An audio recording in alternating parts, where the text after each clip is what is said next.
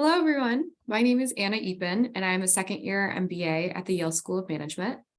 And I'm Seikashi, and I'm a second year student at the Jackson School of Global Affairs. And today we're going to walk you through some of the findings of our project for this semester in the Yale Inclusive Economic Development Lab. So first, we want to just share an agenda for how this presentation will go. We're first going to look at the project overview and kind of how we got to studying what we did over the semester on behalf of the Grand Avenue Special Services District.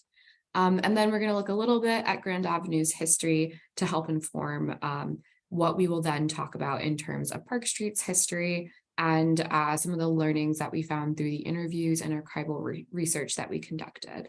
And then lastly, we'll take a step back and think about some of the lessons learned for Grand Avenue, as well as potential next steps as you all think about revitalization efforts in the coming years.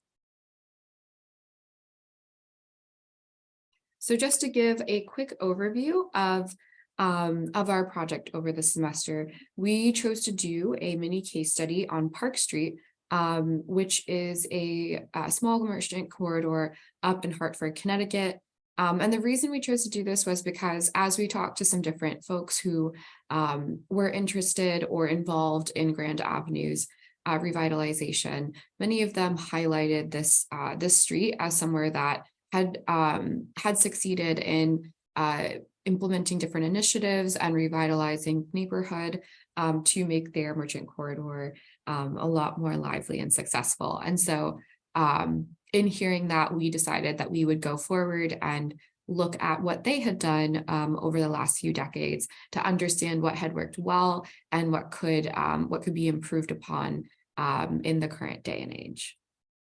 So now I will speak a little bit more on Grand Avenue and the state of the Special Services District today. So Grand Avenue is a commercial corridor found not too far from New Haven in a small neighborhood called Fairhaven.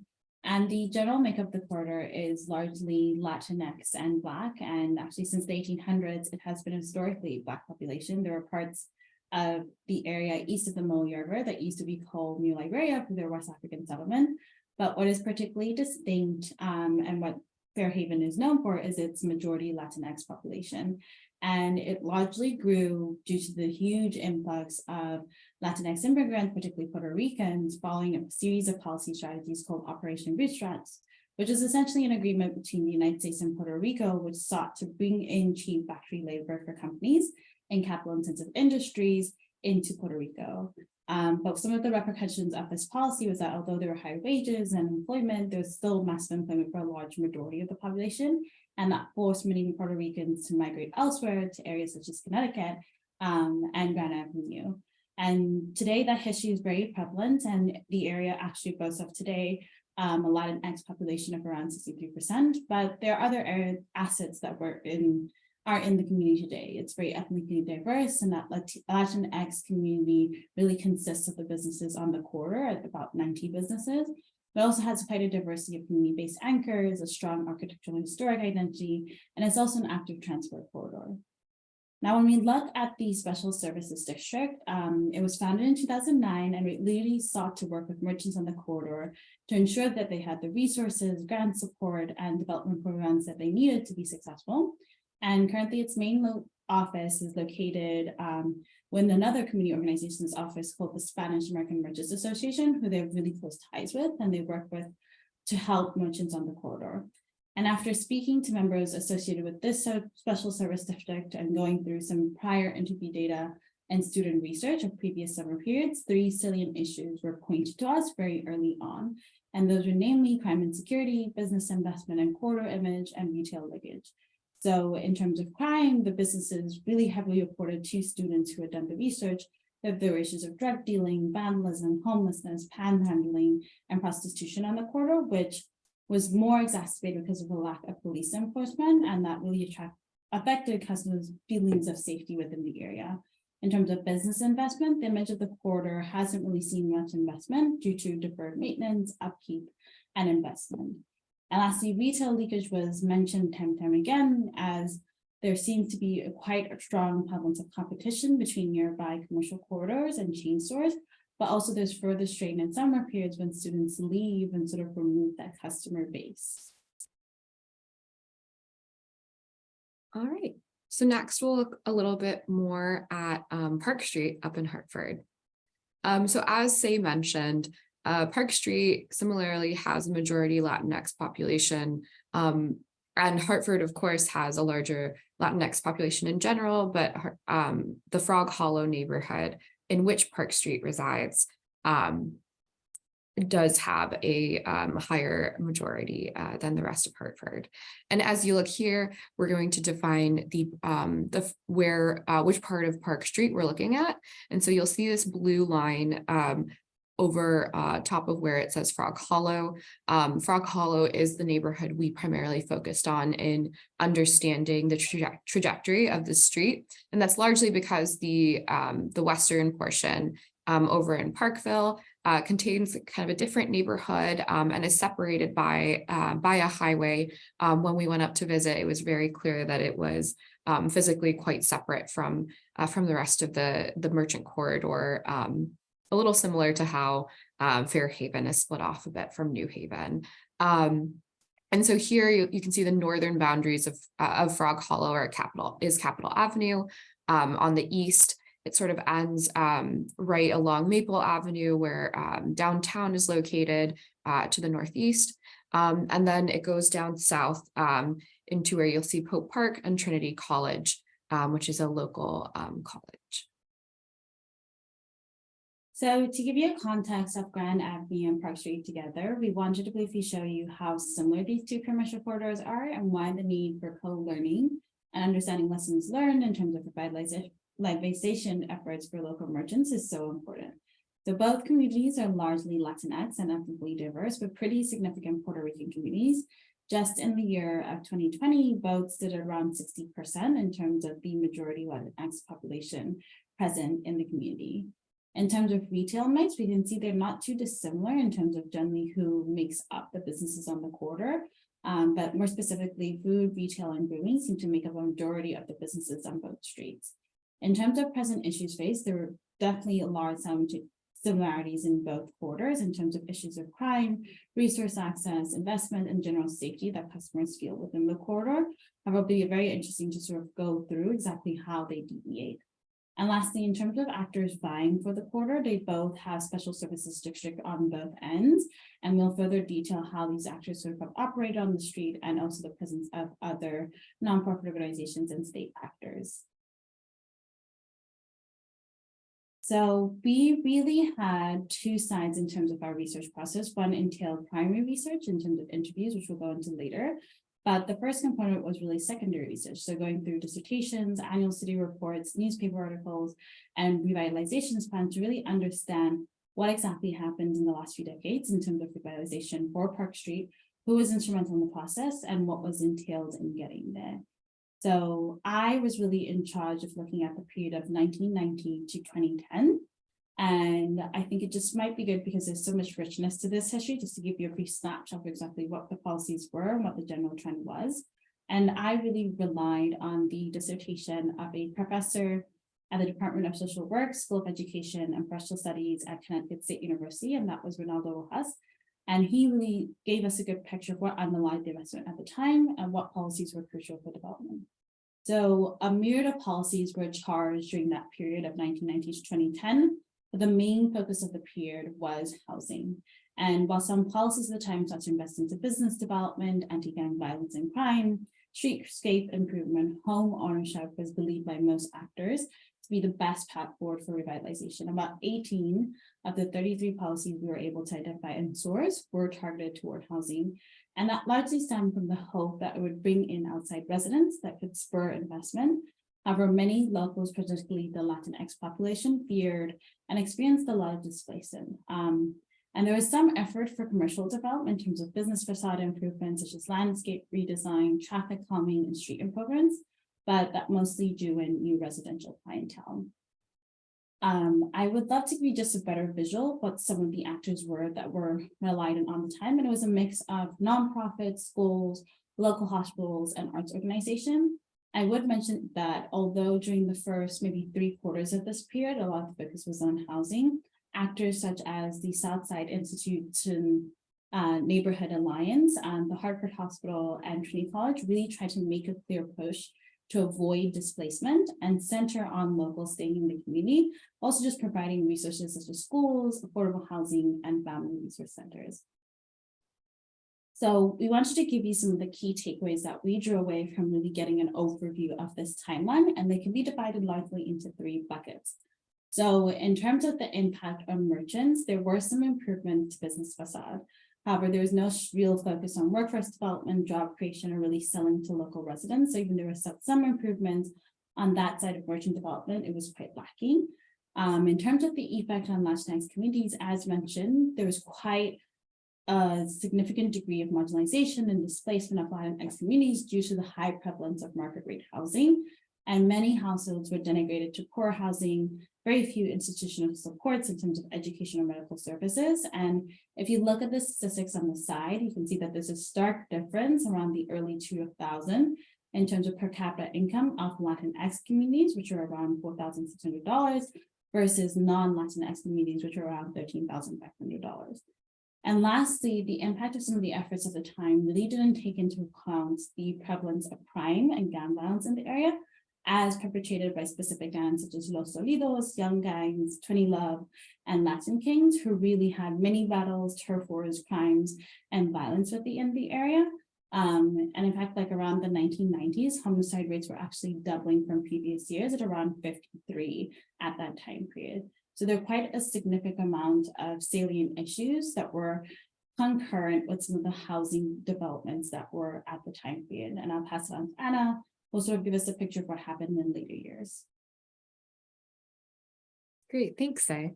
So as we look at approximately the past decade, so we cut this at 2010 to early 2023, where we are now.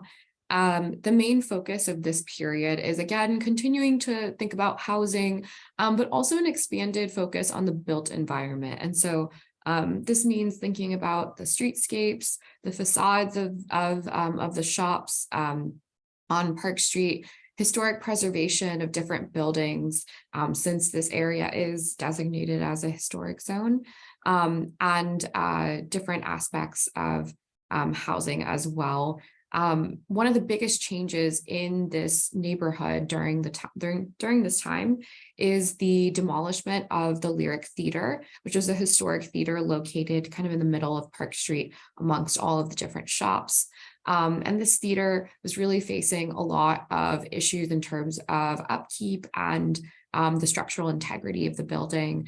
And so over the last couple of decades, it had actually been posited that the theater should be teared down and reused for something else. And after a long time, that plan was finally approved in the late 2010s. And by 2021, the theater had been demolished, and the new Park Street Public Library opened up, which is easily represents the largest investment that the Frog Hollow neighborhood and Park Street have seen in terms of the city government's sort of backing of a development effort. And so this public library does now serve as sort of the headquarters of the public library system within Hartford. So, of course, as Say said, we're not going to go too deep into some of the different historical events that happened during this time. We're happy to refer you to the written report that we'll share later on, which will contain a lot of the different timelines that we looked at in terms of development efforts and big investments within the area. I think the main impacts that I'd like to focus on here are on the merchants, community members, and crime, as Say mentioned. And so first, I think during this time period, what we see are business facades and the streetscape improving. As Say will discuss in a little bit, the street saw intensive efforts by the Special Services District and other actors in terms of really consolidating the feel of the different shops. The facades look relatively similar and are meant to mimic the look and feel of shops in San Juan and Puerto Rico. And the sidewalks look different, the streetlights are different. And so there's really an effort to make sure that the street looked good, and different actors had a hand in that. The other side of that is that the pandemic, as with many other areas, accelerated turnover and vacancy on the street, and definitely decreased the level of foot traffic that exists. And so there are a lot of newer merchants on the street as compared to some of the longer mainstays before. In terms of the community, we see a continued neighborhood population decline of about 8% over the last decade, which is in line with an existing population decline in the area, and to some level within a lot of neighborhoods in Hartford. Additionally, as Say mentioned, you see a continued lack of investment in terms of livelihoods and well-being across the board. There are some organizations like the Southside Institutions Neighborhood Alliance, which are working on housing and other aspects of workforce development. But otherwise, there are not too many focused efforts in this area during the last decade. Lastly, in terms of crime, both in terms of the literature as well as speaking with folks, gang violence has really diminished over time and is essentially almost non-existent within the area, but crime is still an issue for folks, especially open drug use, which many merchants mentioned as still being quite prevalent, and being something that folks come into the neighborhood to obtain and then may leave. We want to highlight here very briefly some nearby efforts. If you'll remember from the map, to the west of Frog Hollow, you have Parkville, and to the east, you have downtown. And I think what we want to highlight here is that while there are comparatively in this period less development focused efforts as compared with this period, say looked over, that does not mean that Hartford as a whole did not experience development efforts. And so we looked at the two neighborhoods next to it as we were studying, and Parkville to the west has seen a lot of cross-sector investments over the last decade, starting really with an initial identification by the city government for major streetscape efforts and renovations, and that has sort of snowballed into a thriving business park and arts initiatives that have been sort of pushed forward by a developer who grew up in the neighborhood and has kind of been a champion for the area. In downtown, we've seen investments in safety and employment through an ambassadors program, which takes formerly incarcerated folks and trains them to kind of look after the street and help folks who are kind of shopping and frequenting the street. And so what we see overall during this time period is really somewhat of a stagnation of development efforts. And as you can see on the right side here, a lot of the indicators that we looked at in terms of the area's well-being for residents have not really changed dramatically over time, and in fact may remain quite low compared to Hartford as a whole, and Connecticut as well. Thanks, Anna. So now, as mentioned, we wanted to really deep dive into the primary research side of what exactly happened in Park Street.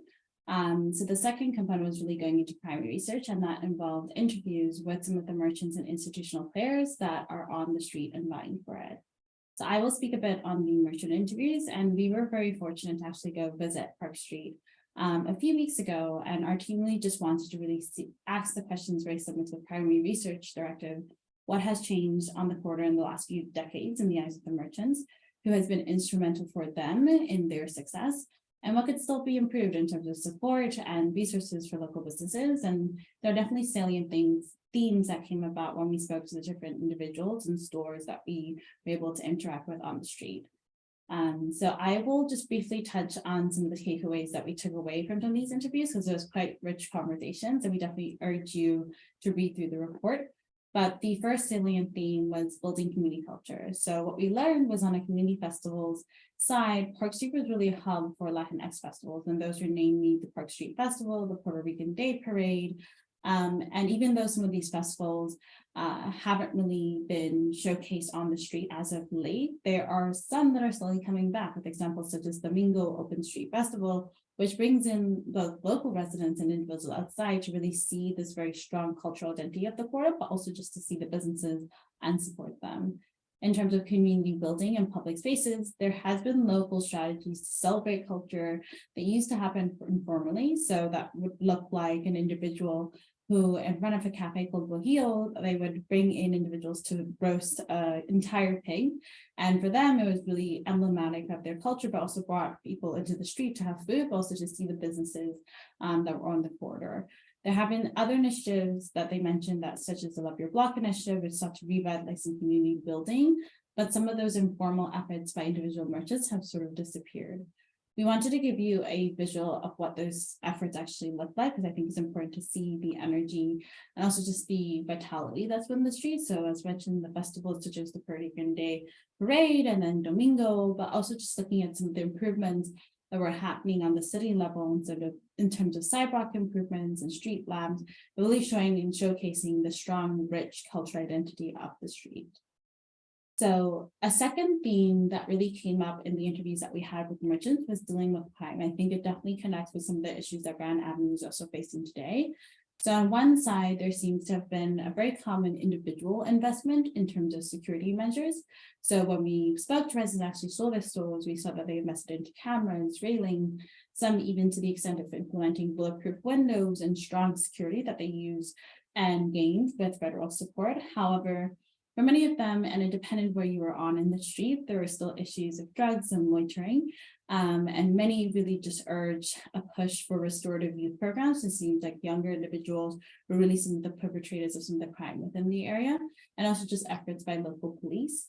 The second theme that was very common in the interviews and the conversations was just a strong community reliance to fend off crime. And it was very interesting to hear from an individual who said that they form coalitions to ensure quarter safety, even when police enforcement seems to be lacking. And some do make some improvements to the aesthetic and the sense of safety that individuals feel in the area by making the railings that cover their store buildings actually look like someone. So there's definitely individual strategies that they implement to make them feel safe, but also if they're not getting institutional supports. But there's of course like quite a wide variation in the street in terms of safety merchants feel. And to give you a visual of what some of those efforts look like. So on a social level, some of the efforts have looked like to beautify the area. So there's been mural projects with entities such as CINA, which we mentioned before, the creation of an art lot box, which really renovated a vacant lot and created a community garden, events for merchants to learn business skills and placemaking skills. But if you go down to the level of crime and the images that are below, you can see some of the outside improvements and inside measures that were taken by merchants to ensure safety within the area. And this gives you a good picture of exactly what happened and what it sort of looks like to actually be on the street. And I'll pass it on to Anna, who will just speak on some of the institutional side of interviews. Thanks, Say. So in addition to the merchant interviews that we conducted on our visit, we also had some institutional interviews that broadly cover a lot of different other stakeholders and folks who are familiar with the area. And so for us, this included someone in an academic institution, someone in a community organization, and then someone who had worked in a private company and was familiar with some of the different development efforts that were taking place in Frog Hollow, as well as nearby neighborhoods. And so through these conversations, we were able to really understand the perspective of people who had lived in, worked in, or potentially studied the Frog Hollow neighborhood and the nearby areas as well. And so through these interviews, we really wanted to, continue to dive into what changed over the last few decades in the corridor, who was really part of making that change, but also how are the surrounding communities changing in comparison to what happened on Park Street. So when we look at the institutional interviews that we conducted, I think two key takeaways really stood out for us. The first is when you look at the trajectory of the street, is that the Special Services District for Park Street which is one and the same as the Spanish American Merchants Association. The leadership for both is at least the top leadership is similar, and then the Merchant Association is essentially kind of oversees the SSD itself.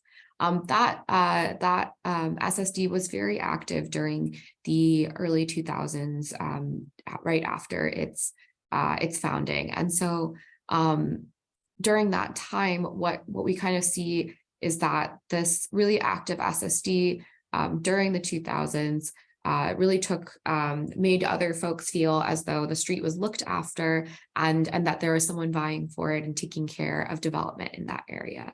However, that overarching role sort of diminished somewhat in the last decade that I looked at. And community, as a result, there's sort of a void that needs to be filled by community actors who kind of step back and focus on other parts of the neighborhood while the SSD was focused on Park Street. And so what was once a highly active and invisible SSD now has somewhat less activities and broader engagement than was initially perceived by others and was publicly known.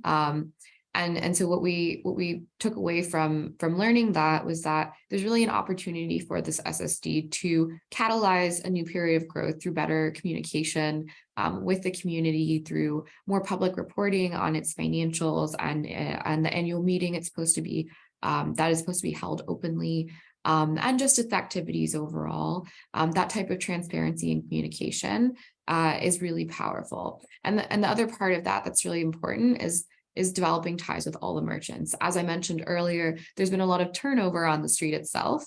And when a group of students associated with Trinity College to Park Street South went and talked with different merchants on the street within the last couple of years, they found that a lot of merchants didn't actually weren't aware of SAMA and the Special Services District, that they didn't or they didn't know the services that were available to them. And so it's clear that there's somewhat of a disconnect when you look at newer merchants as compared with some of the longtime merchants who've already built those connections.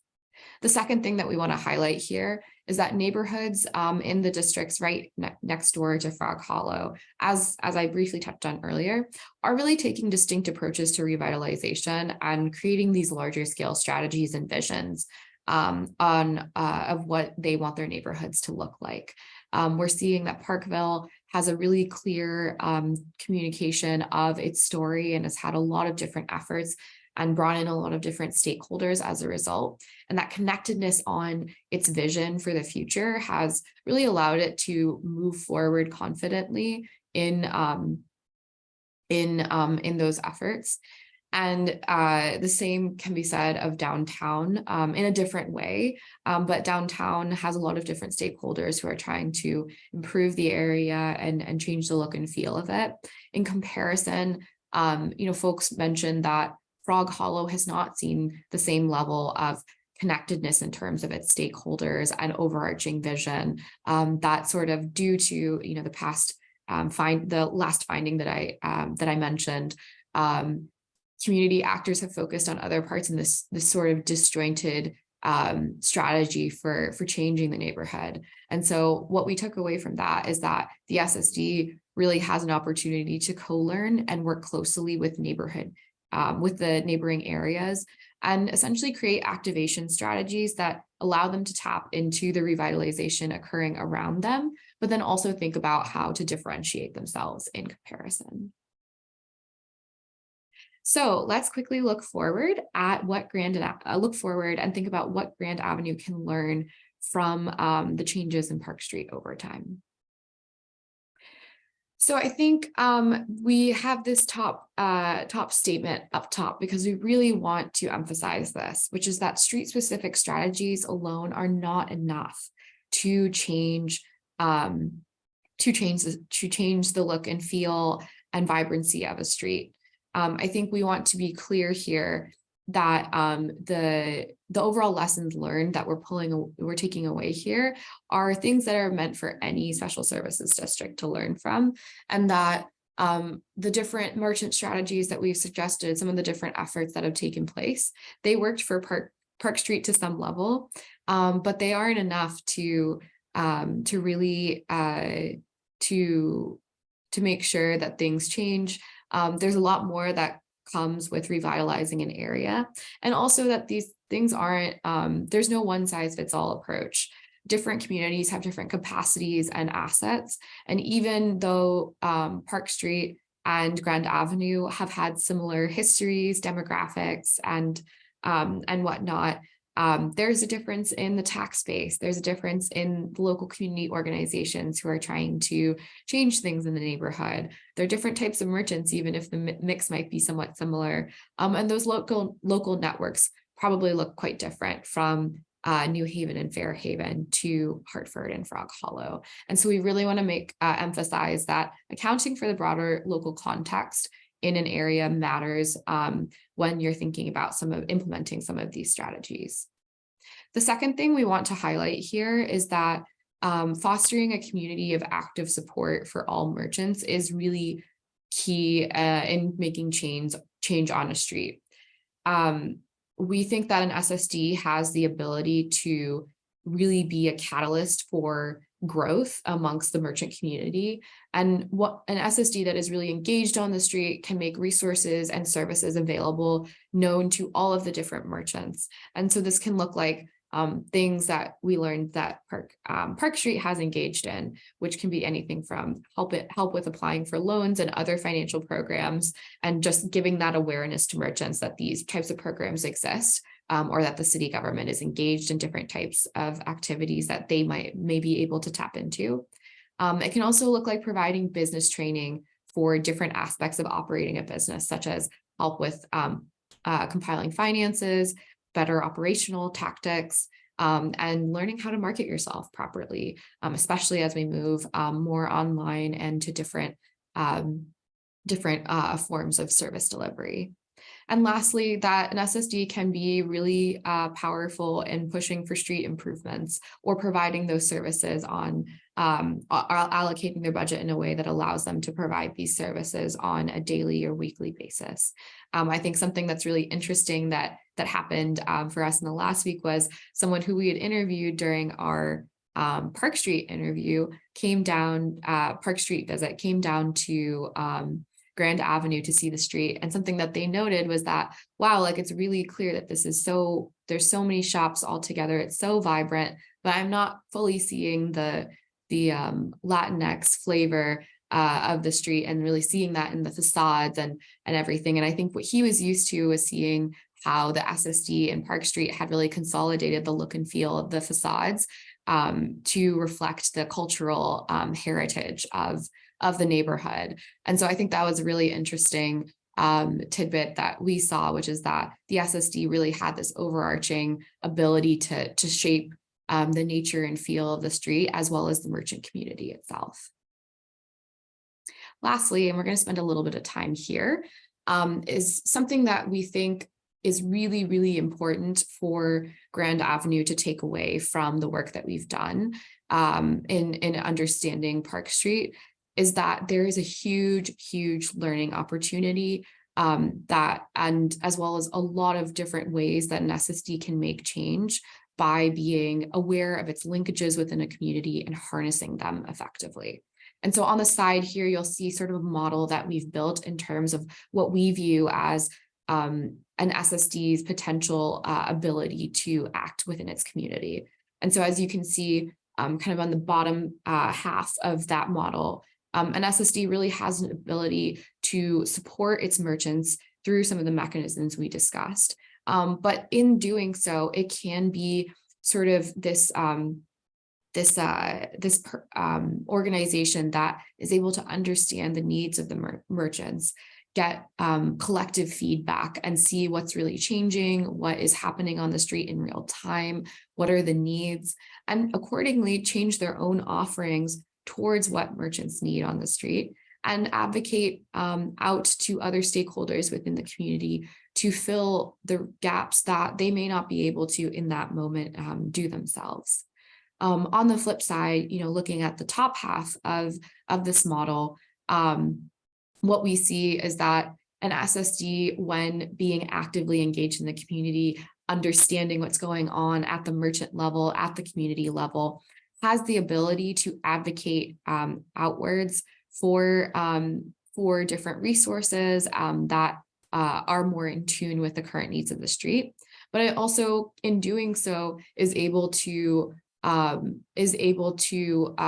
effectively with different community stakeholders to think about policy changes that might need to take place and overall neighborhood vision, kind of co-creating that together. Because ultimately, merchant success and community success are intertwined and they can't happen in a silo. And so we really want to emphasize here this sort of ecosystem that exists, that an SSD in its full form can really become. So as Anna beautifully pointed out, there's so much that you can learn as an SSD, so in terms of the information that we're able to source and research, but there's still many questions that we still had. And because Grand Avenue is now in a reactivation phase and really trying to see what their vision and goal for the corridor will be, there are important questions and opportunities to consider.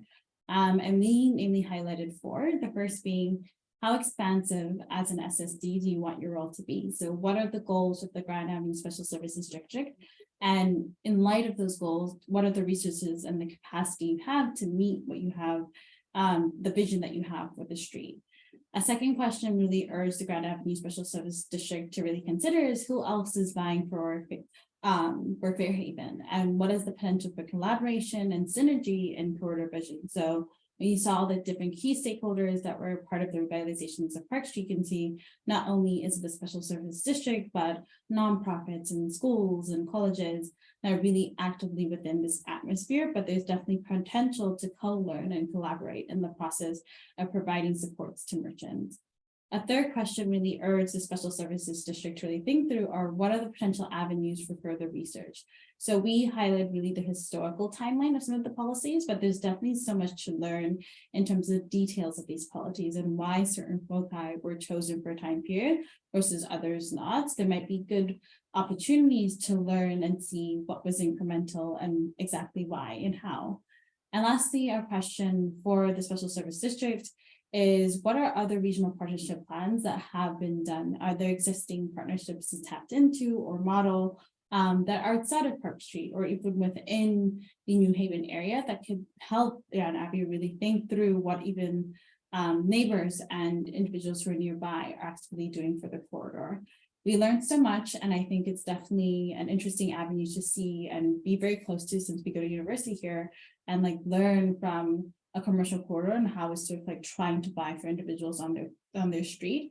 And we were very excited to do the project and sad to close it, but we hope that this can sort of be a stepping point and not a closing off point. Just continue learning and continue researching and to ensure that there's useful stepping points for individual merchants on the corridor.